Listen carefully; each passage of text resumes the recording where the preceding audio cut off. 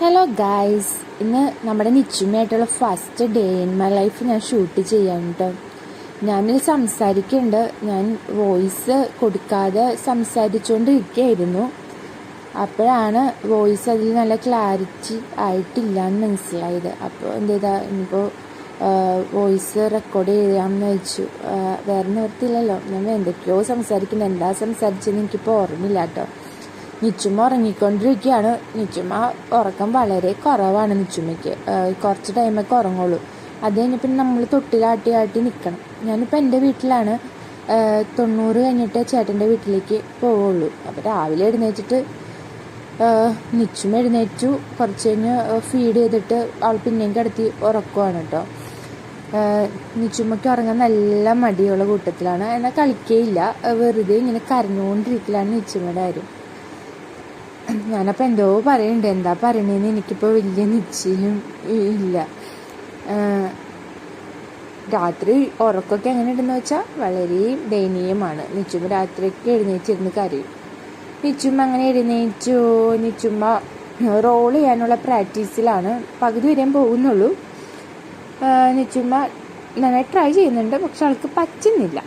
പിന്നെ ഞാൻ അവളും കുറച്ച് നേരം ഇങ്ങനെ കളിച്ചൊക്കെ ഇരുന്നു. പോസ്റ്റ്മോർട്ടം ഭയങ്കര ബുദ്ധിമുട്ടായിട്ട് എനിക്ക് ഫീൽ ചെയ്തു കേട്ടോ. കാരണം ചേട്ടനില്ലാത്തതുകൊണ്ട് തന്നെ നിച്ചുമ്മേനെ ഹാൻഡിൽ ചെയ്യാൻ എനിക്ക് നല്ല ബുദ്ധിമുട്ടായിരുന്നു. നൈറ്റ് ഉറക്കമില്ലായ്മയും പിന്നെ അമ്മ ഉള്ളതുകൊണ്ട് കുറച്ചൊക്കെ അഡ്ജസ്റ്റ് ചെയ്ത് പോകുന്നു എന്നുള്ളൂ. നല്ല ഹെയർ ഫോൾ ഉണ്ട്, കൺട്രോൾ ചെയ്യാൻ പറ്റാത്ത ഹെയർ ഫോളാണ്. നിച്ചുമ്മ ഞങ്ങളെ നോക്കിക്കൊണ്ടിരിക്കുകയാണ് കേട്ടോ. ഞങ്ങളെ മനസ്സിലാവുണ്ടോയെന്നൊന്നും അറിയില്ല. ഞങ്ങളുടെ കല്യാണ ഫോട്ടോ നോക്കിക്കൊണ്ട് അവൾ ഇങ്ങനെ നിൽക്കുവാണ്. അപ്പം ഞാനത് ചുമ്മാ ഒരു റെക്കോർഡ് ചെയ്തെടുത്തു, വീഡിയോ ക്യാപ്ചർ ചെയ്തു. അവളിങ്ങനെ നോക്കിക്കൊണ്ടിരിക്കുക, മനസ്സിലായിട്ടാണോ എന്നൊന്നും അറിയില്ല. അപ്പം ഞാൻ പറഞ്ഞത് പോസ്റ്റ്മോർട്ടം പീരീഡ് വളരെ മോശമാണ് എൻ്റെ അവസ്ഥയിൽ. എന്താണെന്നറിയില്ല, എല്ലാവർക്കും ഇങ്ങനെയൊക്കെ ആണോ എന്ന് എനിക്കറിയില്ല. എനിക്ക് ഭയങ്കരമായിട്ട് ഇടയ്ക്ക് ഭയങ്കര വിഷമം, ഇടയ്ക്ക് ഭയങ്കര കരച്ചിൽ, ആരും ഇല്ല എന്നൊക്കെ ഒരു തോന്നൽ, അങ്ങനെയൊക്കെ. എല്ലാവരും കൂടെ തന്നെ ഉണ്ട്, എല്ലാവരും സപ്പോർട്ടീവാണ്. എന്നിട്ടും എനിക്ക് അങ്ങനെയൊക്കെ ഒരു തോന്നലും കാര്യങ്ങളൊക്കെയാണ്.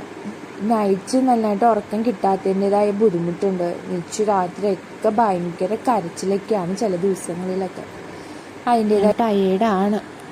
ഇങ്ങനെയൊക്കെയാണ് ഇപ്പോഴത്തെ ലൈഫ് പോയിക്കൊണ്ടിരിക്കുന്നത്.